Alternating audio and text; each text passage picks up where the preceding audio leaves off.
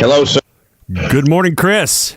Good morning, Ron. How you doing? I'm doing great, man. I've got a bunch of reverb on your voice. That shouldn't be happening. Hold on. Let me fix that. You sound great. I have the recording rig hooked up in the studio because we're tracking our new album now. So I appreciate the opportunity. Glad to have you on the show. Before we start, could I get a liner from you? This is Chris Caffery on the Streets of Rock and Roll with Ron Keel. Do you want me to say Chris Caffery from anything in particular? Whatever you want to, wherever you're from, and you are from everywhere. So whatever you want to say, man, plug it, and I think your name speaks for itself. All right. Hey, this is Chris Caffery from Savatage, Trans-Siberian Orchestra, and Spirits of Fire, and you are listening to Ron Keel on the Streets of Rock and Roll, so crank it up. Oh, yeah. That's excellent. I've done a few.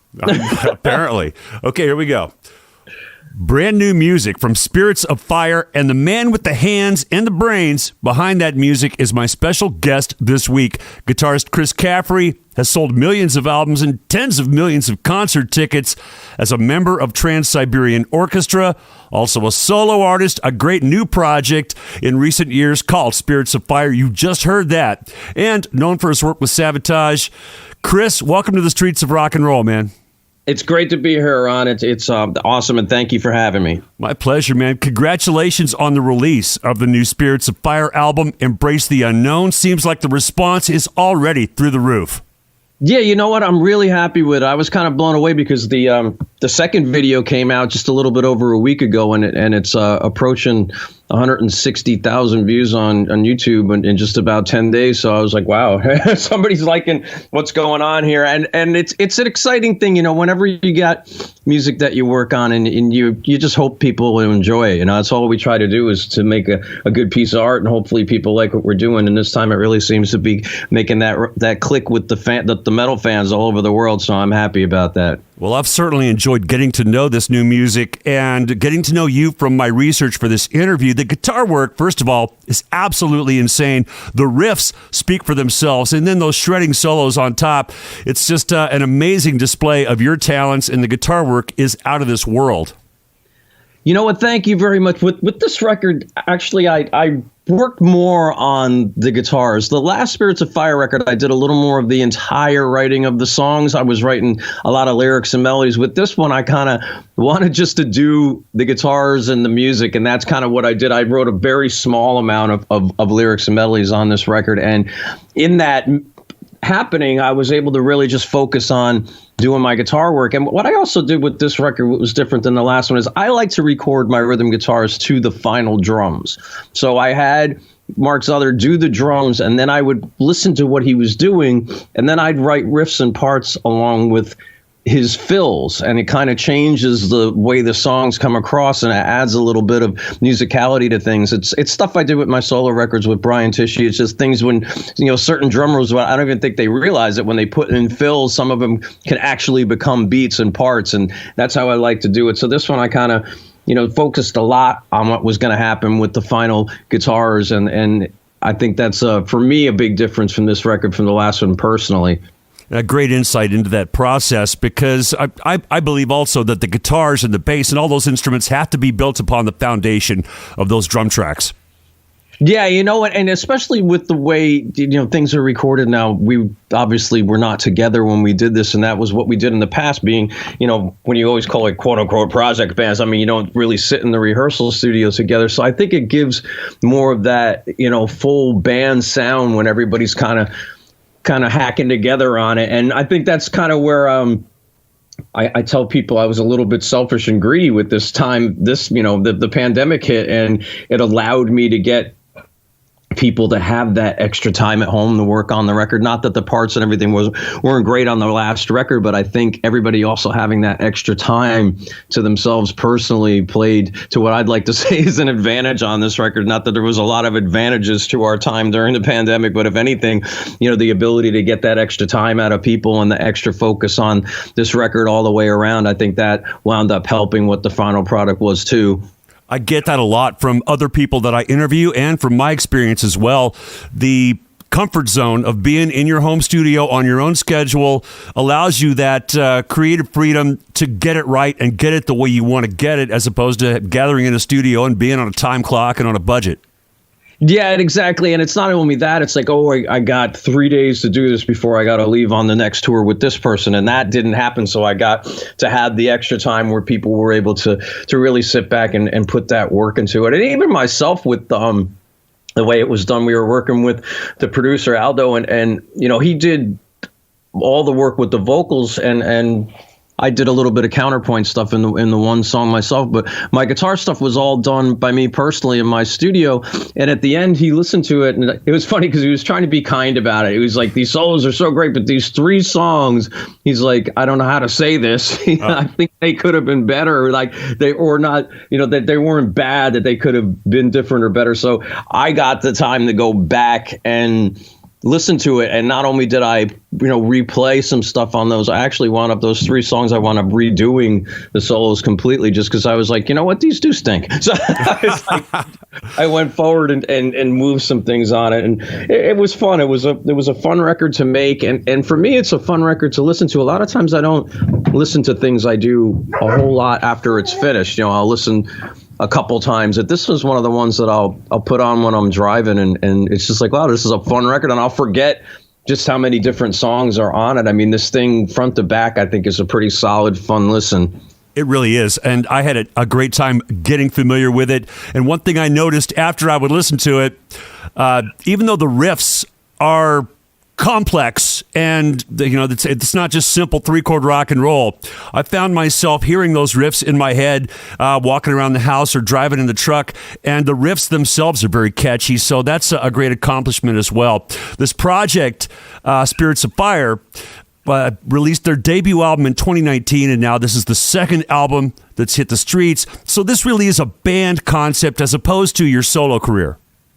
Yeah, I mean, and it was funny because I wasn't really planning on doing a lot of other things. I mean, I went out and played on the road with Doro or Metal Church, or if people need guitar players, I do things like that. But my solo music was kind of where I was going to write, and TSO was always very busy. And when Paul O'Neill had passed away, it kind of stalled out some of the extra activities that were happening outside of the winter tour. So there was extra time there. And, the first record had come to me by Frontiers. It actually approached me to do a record working with Ripper, who I'd worked in Ripper's solo band, and they wanted to use Roy Z to produce it. And I never did anything with Roy. So there was a lot of that. I'm going, oh, wow, I want to work with these people. And then when the second record came around, Ripper had decided to move on his way, and I don't really know exactly what all the reasons. I don't get involved in other people's business, but I think he was busy with the KK's Priest, and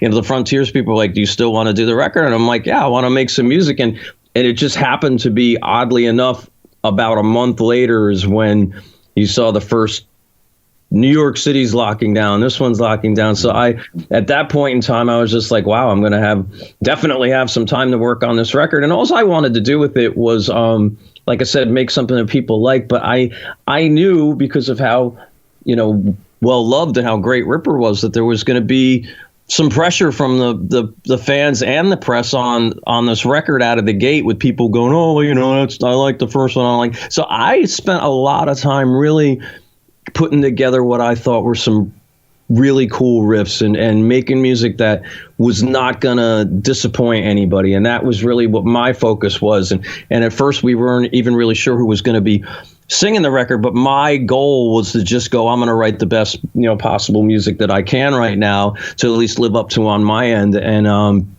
we actually started working a little bit with Todd Hall was working on the stuff, but his personal life and music life was going to get a little bit too busy for him to put the time he wanted to put into this. So Frontiers had said, well, we want to try using Fabio. And he obviously, being from Italy and working with Rhapsody and Anger, he had a big world following. And the guys in the band, me, Steve, and Mark, we were like, well, it's fine. Let's hear him sing something. And the producer got a hold of my stuff, and I think I gave him like 18 or 19 songs, and he picked out, the 12 or at that time, I believe it was 11 that he really liked. And I started to hear pieces, and I'm like, all right, I think this is going to work. And we just finished it from there. And it came out, really, really cool and fun. Like I said, to me, it's a fun listen. And I think that Fabio, his style was never, exactly what's on this record. When I was playing people recorded finished versions of these songs, I couldn't get them to guess who it was, which I thought was really cool, because like, well, he kind of sounds like Dickinson, and he kind of sound, and he sounded like, to me, he was having fun going into this metal character. And I think that's a big part of this record too, is he added in that extra ingredient of his style of voice, but it just really went metal on this. So it fits the band name and the whole Spirits of Fire thing, I think, to a T. Well said, and a great description of that. And Fabio, obviously the guy's got amazing pipes, while Ripper always brings a little flavor of Priest into everything he does. Fabio has a totally different approach to the voice and the melodies. I found this out, Chris, too, when I'm cranking up the new album around the house. My wife would come downstairs and go, "Who is that? Who's that singing?" And I said, "No, it's that same guy. It's Fabio from Spirits of Fire." And he does have a very unique tone and a great, he challenges himself on these melodies. You could tell he's giving everything he has. You know, exactly. And that's really cool. And, you know, he does get to the points on this record, because he has been known to do some things that kind of get a little bit clean and opera-like, and he has his voice coming in to certain songs. But, I mean, for the most part, he did go and, I believe, like I said, you said, challenge himself to be this metal guy. And I, you know, not that I really had spoken to him about how he felt about what his task was to be the follow-up to somebody like Ripper, but there's definitely, you know, he definitely put the I'll say the metal to the pedal on this one. Right on. And it turned around and came out to be something pretty special. I'm speaking with Chris Caffery from Spirits of Fire, Trans-Siberian Orchestra, Savatage, and more. Chris, TSO was forced to take a year off during the pandemic, but this past holiday season, you're back out there packing the arenas. Given your long history with Paul O'Neill and the rest of the TSO family, how good did it feel to get that show on the road again, man? You know, it was really awesome. I was actually blessed, and I call it blessed because we had the opportunity in 2020 to go and do a live stream, and TSO goes out in the wintertime with the East and the West versions of the tour, because we need the extra band to fill the time we have to actually do that schedule. And, you know, the original version of TSO is a combination of both of those bands. And we had got together with me and Al Petrelli and Johnny Lee and Jeff, the Savatage guys, and then, you know, the best of the best with the singers. I mean, all the singers are great, but we had a chance to get, you know, Jeff Scott Soto and Russell and everybody together, and we did the live stream. And I think for me, I always spent a lot of the year off when I wasn't, you know, off the road sometimes, because TSO's touring time is November and December. So if we weren't doing other things, it wasn't extremely different for me to be off the road in 2020. When we got to November, when I first saw we're not touring, I was like, holy crap, we're not touring. So when we had the opportunity to go do the live stream, it was kind of like getting together to rehearse for a tour and then doing a show. But it was at least a chance to get together with the TSO family and do that. And, you know, I believe we went to 250,000 households with that. You know, if you average in people, there's probably millions of people got to see that. So I had that. But like you said, when we had the opportunity to go out this year on the road, and management called us up and said, you know, we're going to do this. Are you going to go? And I'm like, well, hell yeah, I'm going to go. I mean, I'd have to be like not breathing and to miss a TSO. I've never missed a TSO show in the existence of the band. I think I'm the only person that ever has not missed one single show. So I was excited to go, and we went into rehearsals and we got together, and there was a lot of protocols and a lot of things. People asked me how the tour was. I said, well, it was exactly the same and completely different. So it's like, because we had to go through what we needed to do to make it. And, you know, it was definitely a task. I mean, our management and our crew and everybody, we rose up to something which has been really difficult for a lot of bands to do, which is to make it through this with everything nowadays. But we got through, and everybody stayed as healthy as humanly possible, and we made it through. And it was just great to see the fans and the faces on them. I mean, it was different. We had no backstage. We always did signing lines for whoever wants to stay in the entire arena, and that obviously didn't happen. You know, our days off were not spent going out to the local bars, and it was just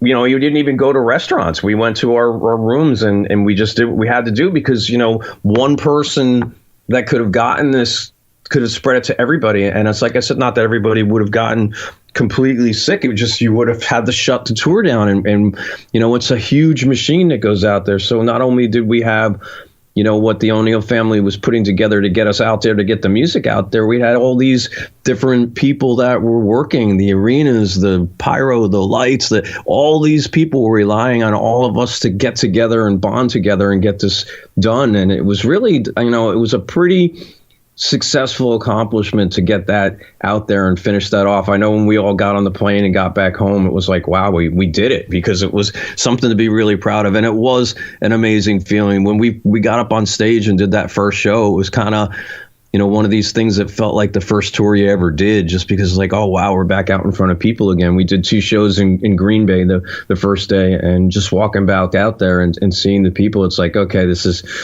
going to work, and it's fun, and like I said, it was incredibly different in some ways, but it was incredibly successful and fun and just really fulfilling to go out and be able to do that again. Congratulations on that success, and a difficult task with such a big machine, as you mentioned. To get that show on the road and to pull it off without a hitch is a huge accomplishment. Yeah, no, like I said, everybody involved from our production companies, our management, everybody was really focused on it, and it was great. When it was all said and done, we looked at each other. It was like, wow, we made it through, because you never knew what was going to happen, but we did everything we could, and we just focused and got through it. And TSO is a blessing to be a part of in the first place. But I think in this year and this time, part of you didn't even know back in 2020 if touring was ever going to come back. You had doubt. You're like, what, are we ever going to do that again? So, when the gates started opening and bands started playing, you're like, all right, great, we're going to go. But then as you watched the news and you saw, so-and-so's tour got pulled down, and so-and-so's tour, even when we were out on the road, there were tours that were getting pulled off the road while we were there. And we were just like praying to the gods of metal and music to make it out of there, and we did it. It was, like I said, it was definitely different, and it just took a lot of discipline on everybody's part, because it wasn't a tremendously long 2 months can seem like forever, but it's not a long period of time. So we had what we had to do, and we were just asked to do the right thing, and sometimes it may have seemed to some people that some things were over the top when people look what happens with this, but it's kind of what you needed to do, because like I said, it would only have taken, especially once the new version of the virus went in, that thing spread so easily. It could have taken one person to bring down the whole machine. It was like, guys, you got to stay focused. And that's what, we would get the emails and be like, look, this is, it's time to step it up. I know you guys have been doing all the right things, but just make sure you really lock it in now, because we're going into this area and that area that's higher infection rate. So it was like you had some weird video game, off the stage.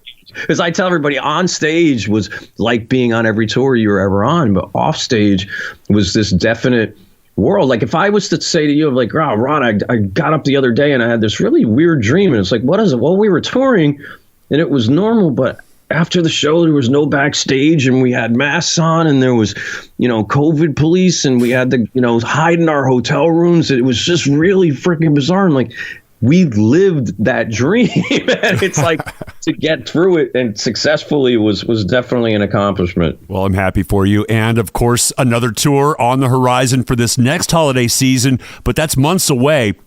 And the new album's out and doing great. You're probably busy with media interviews like this one, but what's next on the schedule for Chris Caffery this summer? Well, basically what I'm going to do this year is I avoided doing my last solo record because I wanted to only do Spirits of Fire. When I did the first Spirits of Fire record, I was writing my record and the solo record, and everything starts to sound the same. Yeah. Like, I'm me. I can only write like me because I'm me. So I wanted to separate that. So I'll be writing that. We have, me and John Oliva last year and Al Petrelli, we started working on some music that we are calling Savatage stuff. So we'll see what's going to happen with that. I mean, it's been 20 years since we've done a record, and there was something that I've always wanted to do the entire time. So the fact that I was actually trading music with John and talking to him, and everybody goes, "Oh, Chris Caffery says Savatage is going to do a record." I'm like, "No, Chris Caffery's actually just happy because I started writing music with John, and under the idea that, you know, hey, maybe this will wind up a Savatage song." So I'm not going to say whether or not that's going to happen because I don't know, but I would love it if it did. So we're working on that, and TSO is working on releasing some of the music that Paul wrote that was never released. Like the very first TSO record was a record called Romanoff that Paul had actually wrote with John Oliva and Bob Kinkle back before Christmas Eve and Other Stories was released. So there is what I like to consider, you know, TSO's Appetite for Destruction is sitting there and waiting. And it's not that the other records were not great records, but you know that effect of somebody's first record. And there's a brilliant TSO album that people haven't heard in Romanoff, and I'm really excited for that to come together and come out. That's one of the focuses that everybody has. So, you know, I have some people that asked me to do some touring with them this year that have some openings on guitar. I'm just going to try to look at the picture and see what's going on with the scene. I take care of my mom, so I stay really focused on making sure I don't wander into the house with anything that could affect her, you know. So I'm looking at the possibility of maybe playing with a couple things on the road this year. I don't think Spirits is going to book anything because, you know, with that unknown, I keep seeing, you know, even yesterday there was a cruise move till next year. There was a tour move from February to October. So for us to take a new project and try to invest the money into getting it on the road right now and setting up dates, I think it's safer to wait till we know things aren't getting postponed before we try to sink the money into making that machine happen. But I'd love to see that do some live shows. We all would, but that's exciting news about potential new Savatage music. The fact that you and John are writing together. John's a sweet dude. He's been on the show before.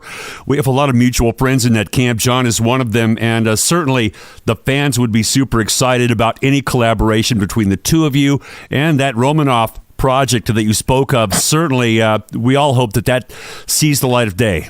No, that definitely is one of the priorities. And like I said, the Savatage thing we're writing, and I know we've got a lot of material, and we'll see what happens with it. You know, I always try, because John, everybody asks, like, is there going to be a record? I've been saying the same thing for 20 years. I would do one tomorrow. So I've always saying, well, if the time is right and it happens, it happens. But like I said, I have actual tapes that I've listened to now, and it's like they have the word, and I say tapes because I still think back in my team. But I have, you know, files or whatever the hell it is we call it nowadays of songs, and on it it'll say Sabotage. So even to have that, to me, it was just fun to get back into that with John. And we have such a history between Savatage and Dr. Butcher and things that we've done, and he is, to me, one of the best metal and music writers ever. So when you get a chance to work with him, there's definitely a different air that happens, and he's so funny. So it's like it adds that, you know, edge of comedy that we always had. The Savatage was way more than the music. I mean, it had such an infectious personality, and a lot of that was just this lightheartedness that we had, because there never really was, you know, Savatage never bought its own hype. We were just a bunch of clowns that went out and made metal. And it's like that whole thing comes back together when you work with John. And I'd lived with him for over 15 years in different places, so I spent a lot of time in my life with John, and it's just fun to be back working with him creatively. That's fantastic news, and I can't wait to hear it. Wish you guys all the best on that. Now, on to the important stuff. Congratulations on kicking my ass in our fantasy football league this year. You know what?